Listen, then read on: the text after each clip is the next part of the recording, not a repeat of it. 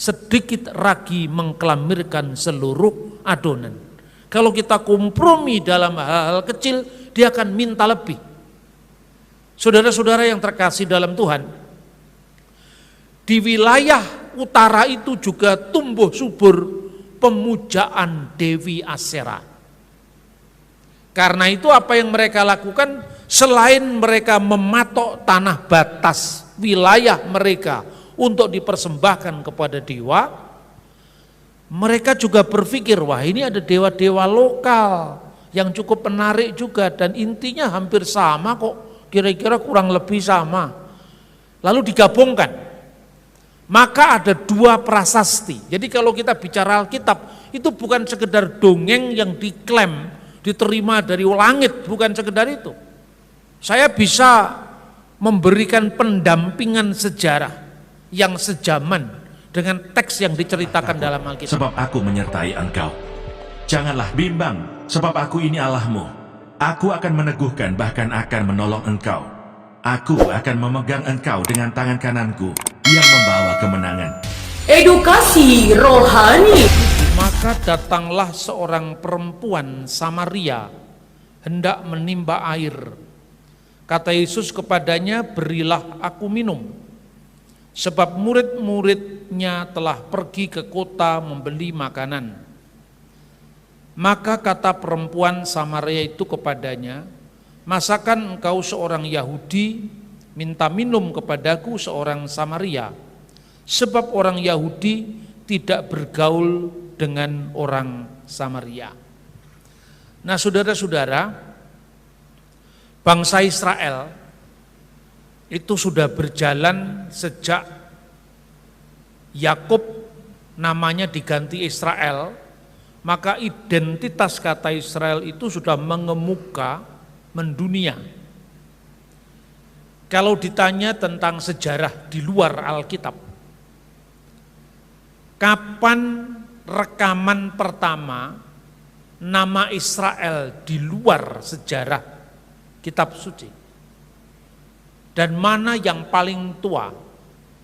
Ditemukan sebuah prasasti atau batu bersurat, batu tertulis di Mesir. Prasasti itu dikeluarkan oleh Raja Mesir atau Fir'aun yang namanya Fir'aun Merneptah I. Itu terjadi tahun 1205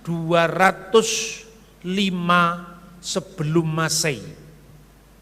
Nah, di dalam prasasti yang ditulis dalam bahasa Mesir kuno itu ada baris yang berbunyi Yasir il Pikat Uben Perafet, yang oleh para ahli kemudian dibaca Israel sudah mandul dan tidak ada lagi. Mandul itu gersang artinya. Kenapa tidak ada lagi? Tidak ada lagi di Mesir. Karena prasasti itu dikeluarkan oleh Fir'aun Merneptah I setelah peristiwa Eksodus. Eksodus Nabi Musa itu menurut teori yang paling banyak dianut sesuai dengan penanggalan dalam Alkitab, itu terjadi pada masa Fir'aun Tutmose ketiga. Jadi periodisasi zaman Musa itu abad 14 sebelum Masehi. Merneptah I itu abad 13. Jadi itu sudah zamannya hakim-hakim, atau paling tidak awal dari orang Israel tiba dan hidup berkomunitas di tanah perjanjian. Nah, kita tahu setelah Musa tidak bisa masuk ke tanah suci, hanya bisa melihat dari yang sekarang namanya wilayah Yordan, ya. Yosua membawa mereka, lalu terjadi pembagian tanah pusaka kepada bangsa Israel. Tanah pusaka itu sebetulnya tidak hanya mencakup Israel sekarang, tapi termasuk Yordania.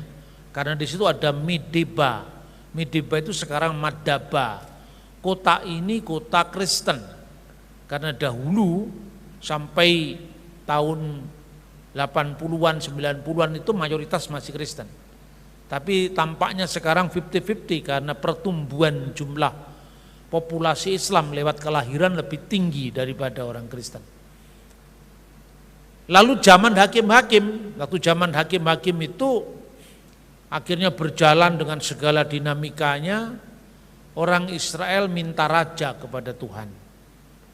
Singkat kata kemudian masuk mulai zaman monarki Israel. Raja pertamanya namanya Saul, raja keduanya namanya Daud, raja ketiganya namanya Salomo. Pada masa Salomo itu direalisasikan pembangunan Bet Hamikdas. Bet Hamikdas itu diterjemahkan ke dalam bahasa Arab Baitul Maqdis atau Bait Suci atau Bet Elohim, Bait Allah. Nah, setelah zaman Salomo itu Israel terbelah menjadi dua. Ini singkat sejarahnya saya uraikan dulu. Kerajaan utara itu diikuti oleh 10 suku. Nah, sementara kerajaan induknya di bawah putranya Salomo yang namanya Rehabeam hanya diikuti 2 suku, yaitu Yehuda dan Benyamin. Sementara yang 10 semua ikut pemberontakan yang dilakukan oleh Yerobeam. Sehingga pusatnya tidak lagi di Yerusalem, tapi di wilayah utara.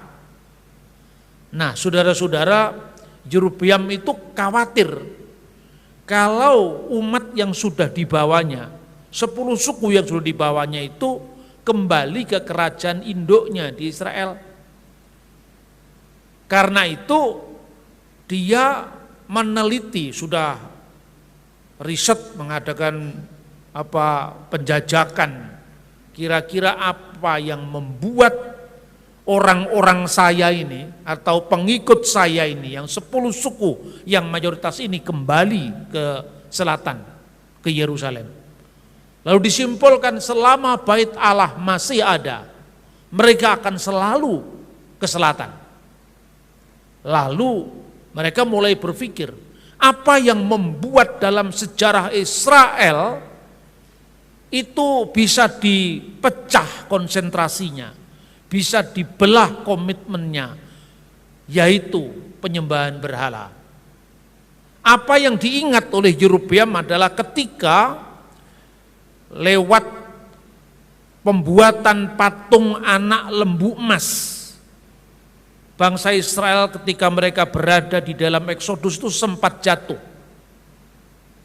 Pembuatan anak patung lembu emas. Mungkin kita bertanya-tanya, kenapa anak patung lembu emas kok bukan anak patung kera emas misalnya? Karena itu punya latar belakang. Pada waktu mereka di tanah Mesir, salah satu dewa yang sangat populer disembah itu namanya Hapi dan Hator. Hator itu adalah dewi berhala dalam bentuk lembu betina. Lalu dia punya anak namanya Happy. Tapi bukan Happy Salma ini Happy bahasa Mesir kuno. Itu bentuknya adalah anak lembu tapi laki-laki bukan perempuan. Dari latar belakang penyembahan Happy putranya Hator inilah, maka karena begitu lama bangsa Israel itu tinggal di tanah Mesir, maka mereka mudah sekali terpengaruh dengan lingkungan sekitarnya. Itu mau dibangkitkan kembali oleh Yerobeam. Bahkan Yerobeam itu tidak tanggung-tanggung. Pada masanya itu, dia telah seperti mematok tanah batas. Dari mana tanah batas yang dipatok itu? Dari Dan sampai Bet-El. Itu seperti kalau orang Indonesia dari Sabang sampai Merauke, seperti itu. Dari Dan sampai Bet-El lalu dipasang patung. Dipasang patung itu untuk apa? Untuk mengingatkan para loyalisnya dia agar tidak kembali kepada Allah Israel. Tapi ya bolehlah Allah Israel, kan kita orang Israel, tapi masa yang lain-lain ditolak? Kan suruh kerjasama aja lebih bagus. Jadi simpati publik dia dapat karena dia tetap Israel, tetapi juga dia memanfaatkan memori yang begitu menancap di otak mereka, di bawah sadar mereka, penyembahan anak lembu emas. Nah, tapi pada waktu itu, nah ini kompleks sekali persoalan-persoalan, makanya sedikit ragi mengkelamirkan seluruh adonan. Kalau kita kompromi dalam hal-hal kecil, dia akan minta lebih. Saudara-saudara yang terkasih dalam Tuhan, di wilayah utara itu juga tumbuh subur pemujaan Dewi Asyera. Karena itu apa yang mereka lakukan, selain mereka mematok tanah batas wilayah mereka untuk dipersembahkan kepada dewa, mereka juga berpikir, wah ini ada dewa-dewa lokal yang cukup menarik juga dan intinya hampir sama kok, kira-kira kurang lebih sama. Lalu digabungkan. Maka ada dua prasasti. Jadi kalau kita bicara Alkitab, itu bukan sekedar dongeng yang diklaim, diterima dari langit, bukan sekedar itu. Saya bisa memberikan pendampingan sejarah yang sejaman dengan teks yang diceritakan dalam Alkitab. Itulah fungsi yang namanya biblical archaeology. Prasasti pertama adalah prasasti Kuntilet Ajrut. Prasasti kedua adalah prasasti Kirbet Elkom.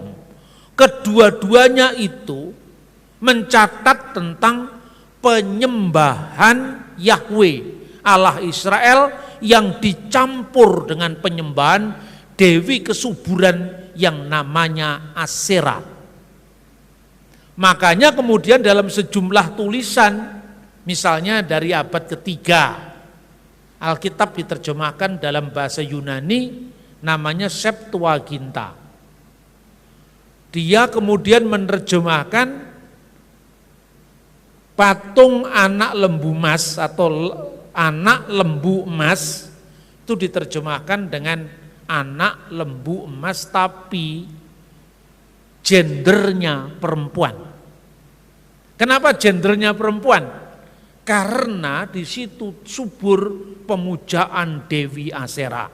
Dan sejak saat itu antara dua kisah ini agak dikaburkan. Yang pertama, anak lembu emas yang disembah bangsa Israel ketika di padang gurun itu laki-laki. Tetapi yang disembah oleh orang Israel ketika di wilayah utara dicampurkan dengan perempuan. Maka dalam prasasti Kuntilet Ajrut itu gambarnya sapi dan jumlahnya 2. Sapinya itu sapi perempuan. Mulai muncul kisah seolah-olah sapi yang disembah, anak patung lembu yang disembah bangsa Israel itu adalah sapi betina. Ya, kalau dalam bahasa Arabnya al-baqarah, sapi betina.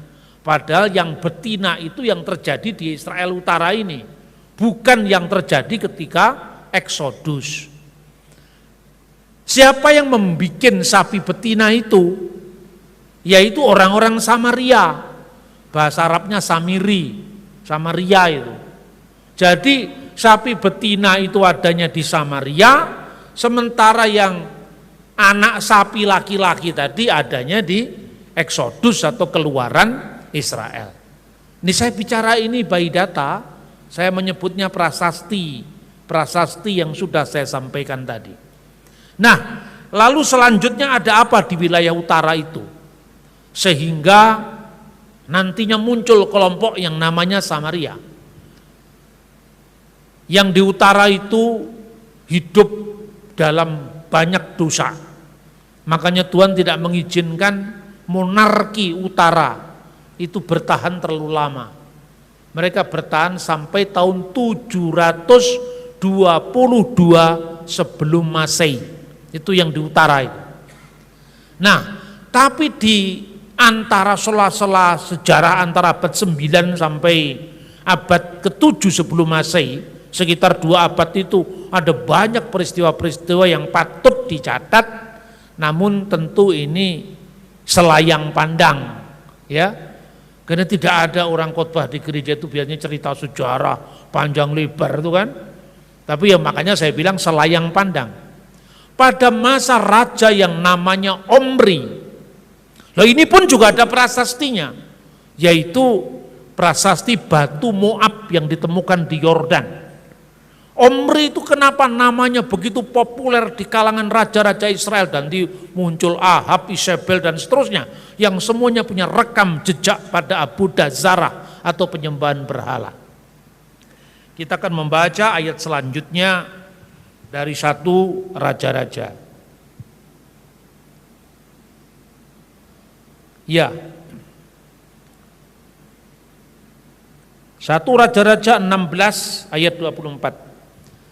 Kemudian ia di sini maksudnya Omri, membeli gunung Samaria daripada Semar dengan 2 talenta perak. Ia mendirikan suatu kota di gunung itu dan menamainya Samaria menurut nama Semer, pemilik gunung itu. Nah, ini asal-usul kata Samaria menurut Alkitab. Lalu saudara-saudara, sejarah terus berjalan dengan segala dinamikanya. Sejarah terus berjalan dengan segala dinamika kejadian yang satu sama lain kita bisa mencermatinya. Bagi orang Samaria, mereka tidak mau menyebut ini dinamakan Samaria karena Semer, tidak.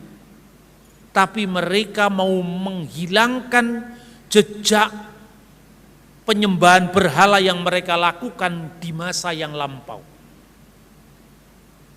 Sekalipun orang Samaria sekarang menyangkal bahwa mereka tidak pernah melakukan kawin-mawin campur dengan suku-suku lain, tapi nyatanya sekarang ada tes DNA.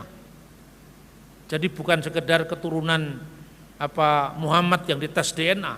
Sekarang Israel juga memperlakukan tes DNA untuk melihat ini kira-kira Samaria ini pernah kawin-mawin dengan orang siapa saja. Jumlah orang Samaria itu sekarang tidak lebih dari 600 orang saja.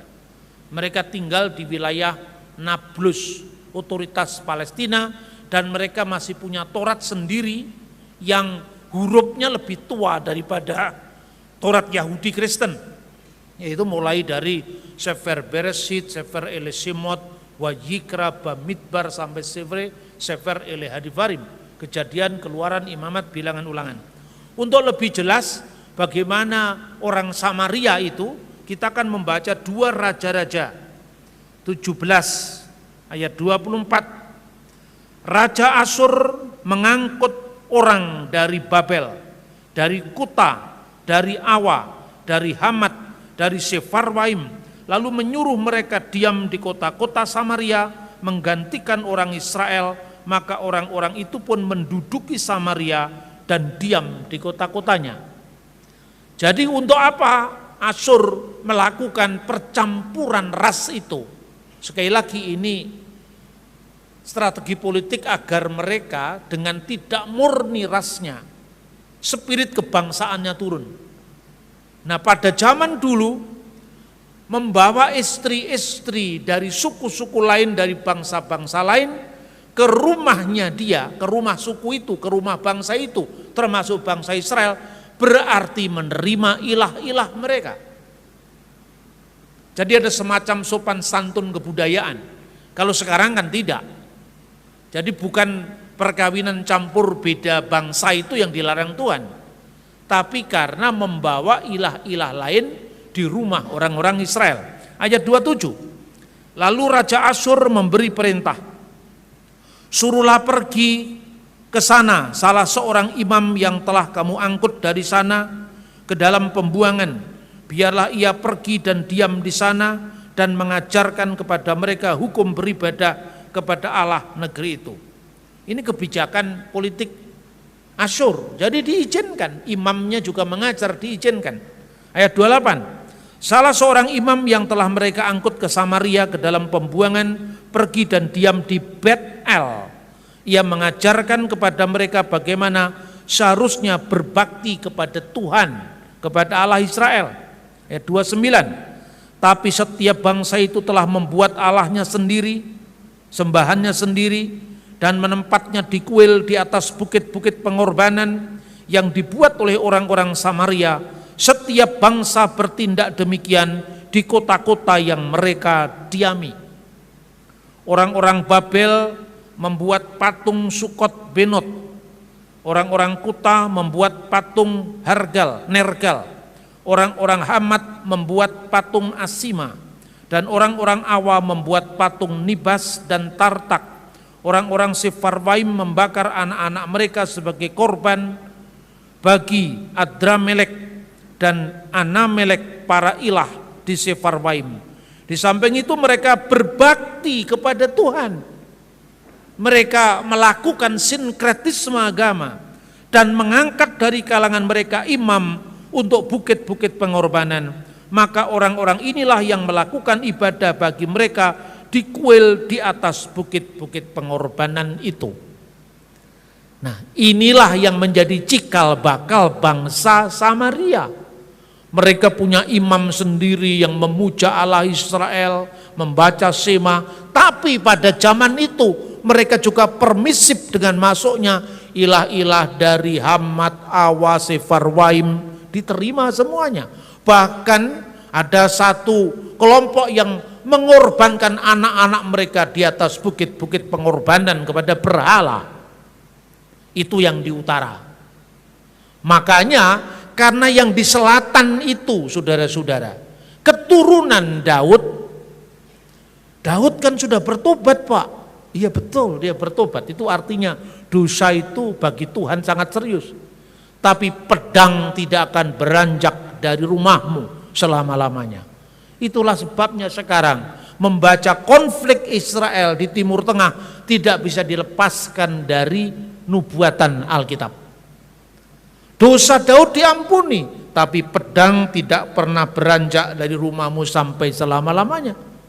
Saudara-saudara yang terkasih dalam Tuhan, karena di selatan itu keturunan Daud dari Salomo, dari Rahabeam, maka raja-raja di selatan dalam sejumlah prasasti yang ditemukan di tanah suci, mereka menamakan diri sebagai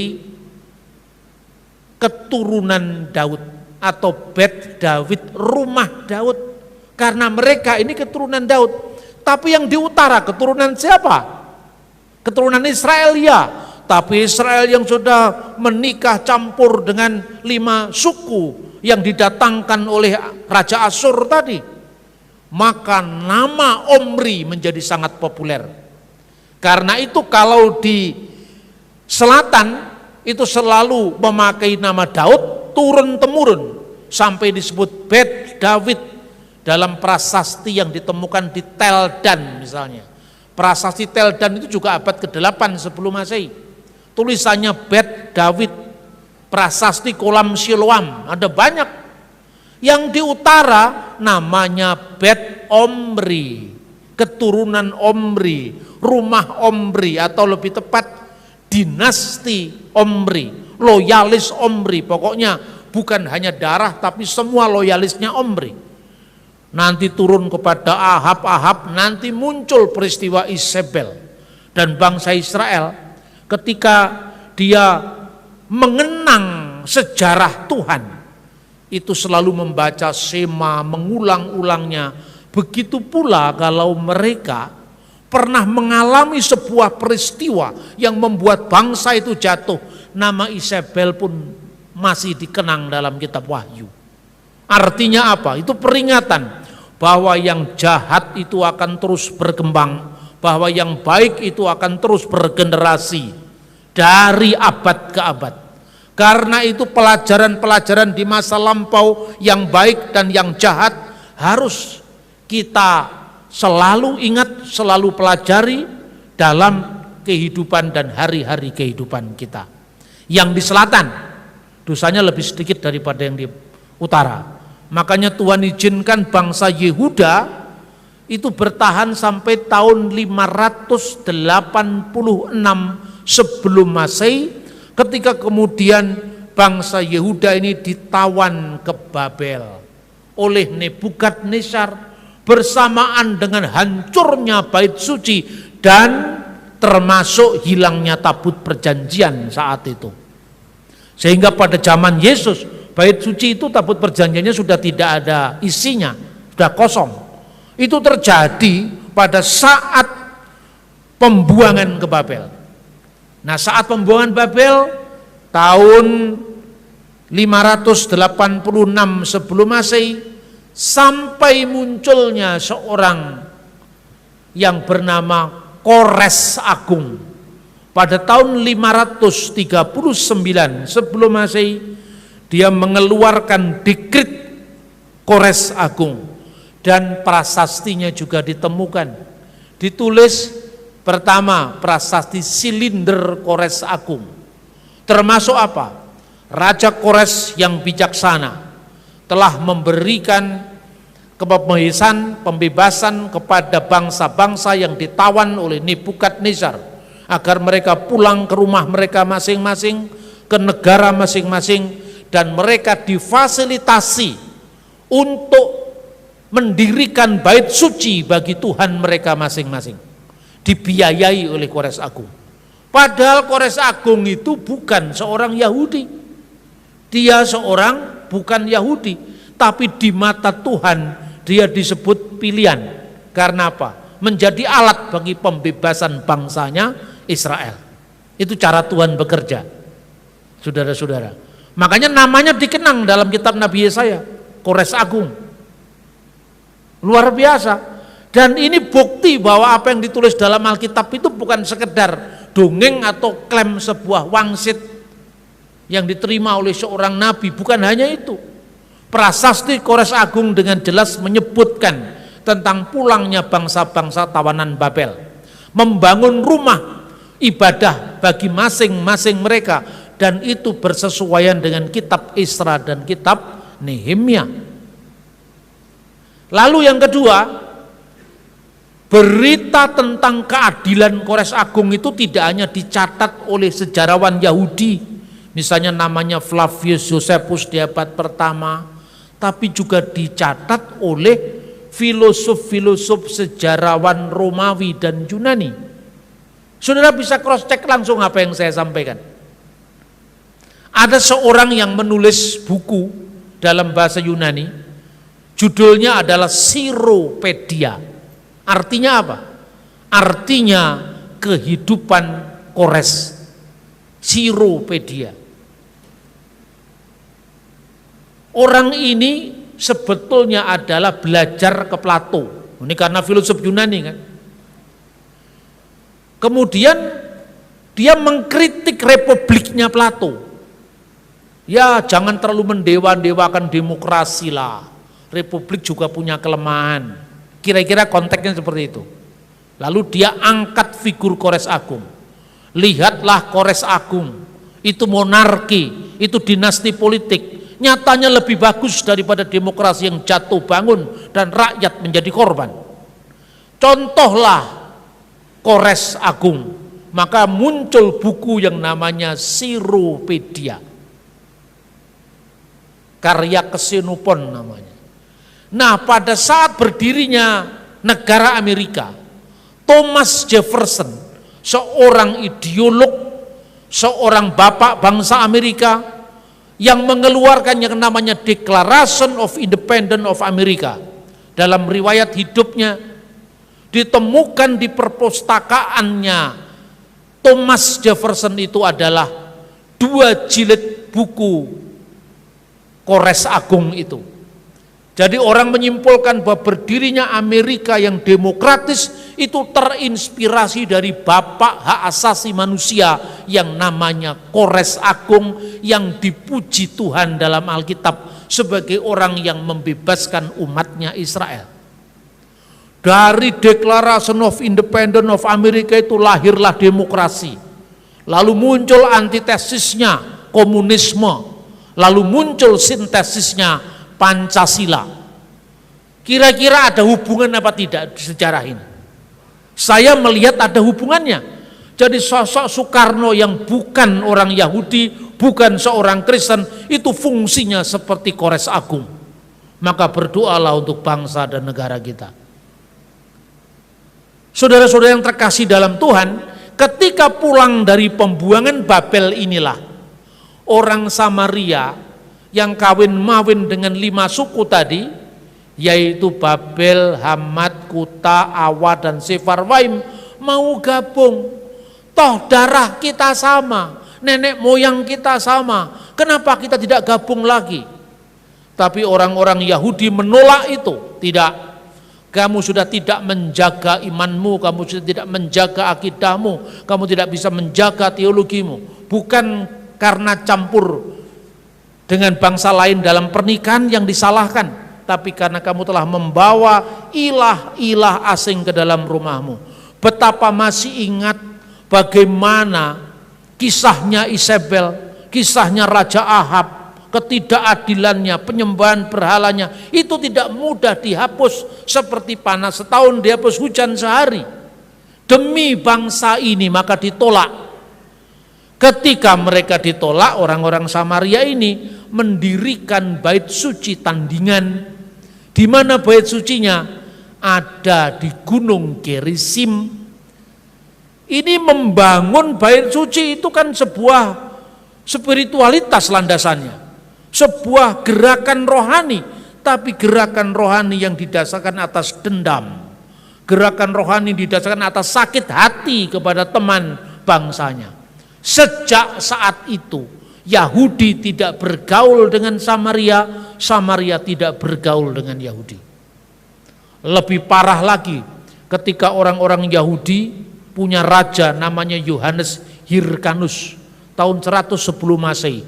Bait Allah kebanggaan orang Samaria itu dihancurkan oleh Yahudi. Dan sampai zaman Yesus bait itu tidak berdiri lagi. Sehingga saudara-saudara, episode itulah yang melatar belakangi bacaan kita dalam Injil Yohanes pasal 4 tadi. Namun sejarah itu kan harus dilihat dari 2 aspek. Saya meyakini sejarah yang ditulis Alkitab ini benar. Tapi kita harus lihat juga orang Samaria lihatnya apa.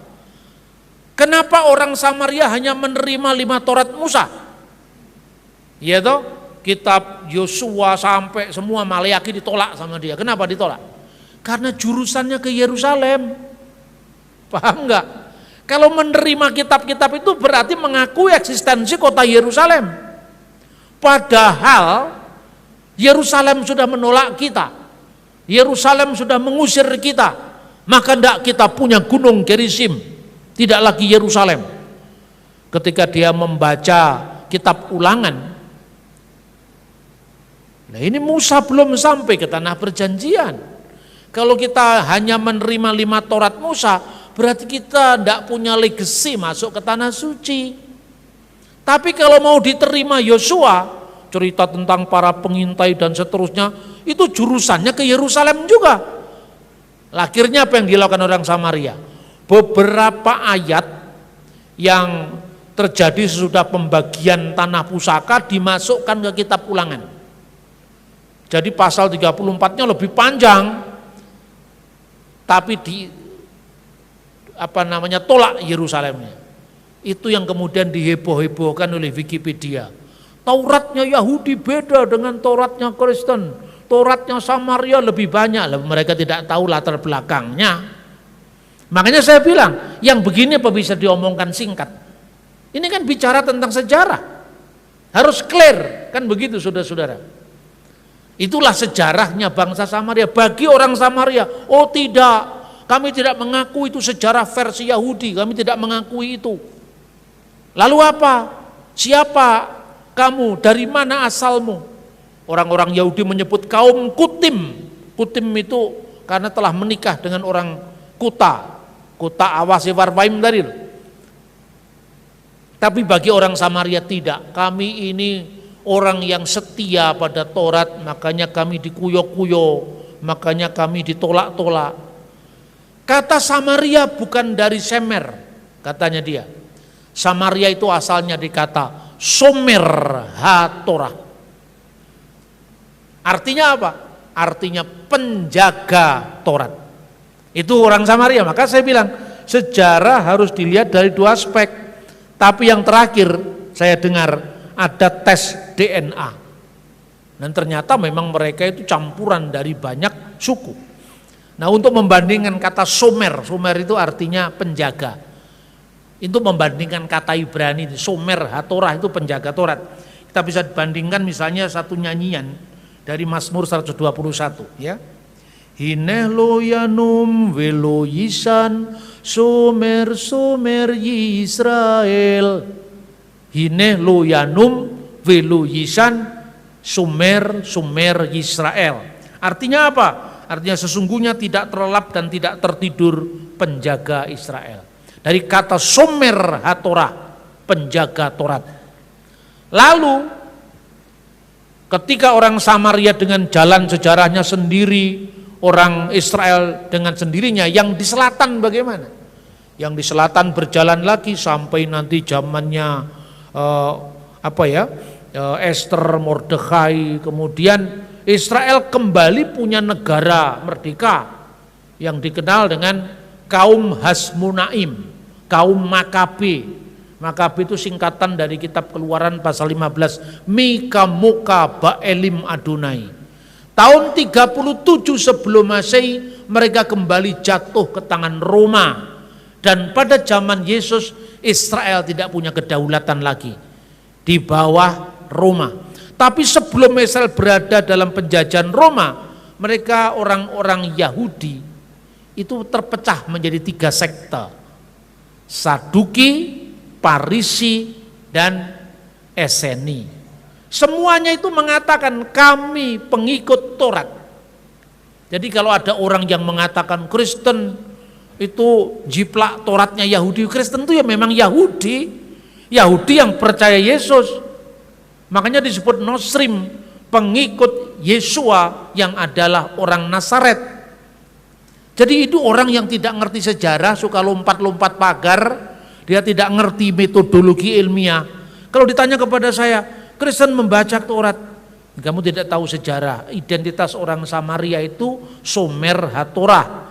Identitas orang Eseni itu adalah Ose HaTorah, pelaku Taurat. Orang-orang Eseni itu mulai muncul, mereka memisahkan diri dari Bait Allah Yerusalem tahun 152 sebelum Masehi dan meninggalkan bagi kita naskah-naskah Laut Mati, The Dead Sea Scroll yang usianya 2100 tahun yang lalu. Jadi kita punya dokumen ribuan tahun, tapi itu Alkitab kita palsu. Kita punya dokumen kitab suci yang diterima 3 agama yang terpisah ribuan tahun. Samaria punya Taurat, Yahudi punya Taurat, Kristen punya perjanjian lama, semuanya kitab yang sama. Bagaimana sekarang 3 agama terpisah lebih dari 2000 tahun, kitabnya masih sama, meskipun tafsirannya tentu berbeda. Karena kalau tafsirannya tidak berbeda, tidak ada aliran yang berbeda, saudara-saudara. Nah, lalu ada orang Saduki. Saduki itu kaum aristokrat yang menguasai bait suci, yang menguasai Sanhedrin. Sanhedrin kan anggotanya Parisi dan Saduki. Rata-rata Saduki terus yang memimpin. Kaum Parisi itu penafsir Taurat. Kalau orang Saduki itu Torah only, hanya Taurat. Artinya tafsirannya mereka itu tafsiran hanya Taurat tertulis, tidak boleh ada tafsiran-tafsiran lisan. Kalau Parisi sebaliknya. Jadi ada Taurat tertulis, ada Taurat lisan yang namanya Torah Sebiktaf, Kejadian, Keluaran, Imamat, Bilangan, Ulangan. Tapi ada Taurat lisan lewat ajaran para rabi yang katanya diberikan secara turun-temurun mulai dari Musa, Yosua dan seterusnya sampai rabi-rabi sekarang. Namanya Torah CBLP, Torah lisan. Tapi akhirnya tertulis juga Tauratnya itu orang Parisi. Nah, orang Parisi ini secara politis, saudara-saudara, karena mereka sudah tidak punya hegemoni di bait suci. Persembahan-persembahan kekayaan bait suci dikelola oleh orang Saduki. Akibatnya mereka cari akal. Tapi dia modal besarnya ada apa modalnya? Massa rakyat pendukung yang banyak. Massa rakyat itulah yang disebut massa rakyat mayoritas, massa rakyat yang sifatnya mengambang. Itulah yang disebut amha-aret, rakyat bumi, rakyat kebanyakan. Mayoritas mendukung Parisi. Makanya modal dasar itu dipakai orang Parisi. Tapi kan kita mesti eksis. Logos tanpa logistik tidak jalan. Gimana caranya muter otak itu si Parisi? Kita punya program meyahudikan orang-orang yang bukan Yahudi agar persembahannya tidak masuk kepada Saduki tapi masuk kepada kita. Nah, sejak dulu ada yang begitu-begitu, saudara-saudara. Maka kemudian dia aktif melakukan proselitisme, mengabarkan kabar Taurat itu kepada bangsa lain. Keluarga Herodes Agung itu hasil dari misi orang Parisi. Makanya Herodes Agung itu penganut Yahudi Parisi. Dia kan bukan orang Yahudi meskipun disebut raja Yahudi. Kenapa? Herodes Agung itu orang Arab karena bapaknya namanya Antipater. Antipater itu keturunan Esau, suku Edom. Ibunya keturunan Nebayot, suku Nabatean. Nabatean itu keturunan Ismail, namanya Nebayot. Dalam klasifikasi sosiologi budaya, bangsa Edom keturunan Ingso dan keturunan Ismail sama-sama disebut orang Arab. Makanya Herodes Agung itu darahnya Arab, ya, keturunan Esau dan keturunan Ismail dari ibunya, tapi agamanya Yahudi. Roma melakukan politik divide et impera. Ditaruhlah dia sebagai penguasa di negeri jajahan dan gelarnya Raja Yahudi. Itulah sebabnya ketika orang Majus datang mencari Raja Yahudi yang lahir, yang namanya Herodes itu khawatirnya luar biasa. Makanya dikeluarkan dekret membunuh setiap anak yang usianya di bawah 2 tahun karena mencegah jangan sampai muncul Raja Yahudi. Kenapa? Karena saya yang bukan Yahudi diangkat jadi Raja Yahudi. Bagaimana kalau Yahudinya benar-benar muncul? Apalagi sebagai orang Yahudi dia membaca kitab suci Nabi Yesaya. Nantinya pada zaman Mesias datang Edom akan dikalahkan. Wah, ini lengkap sudah nasib saya nanti. Makanya dia menjadi orang yang begitu cemas, begitu khawatir. Muncullah peristiwa pembunuhan anak-anak di Bethlehem.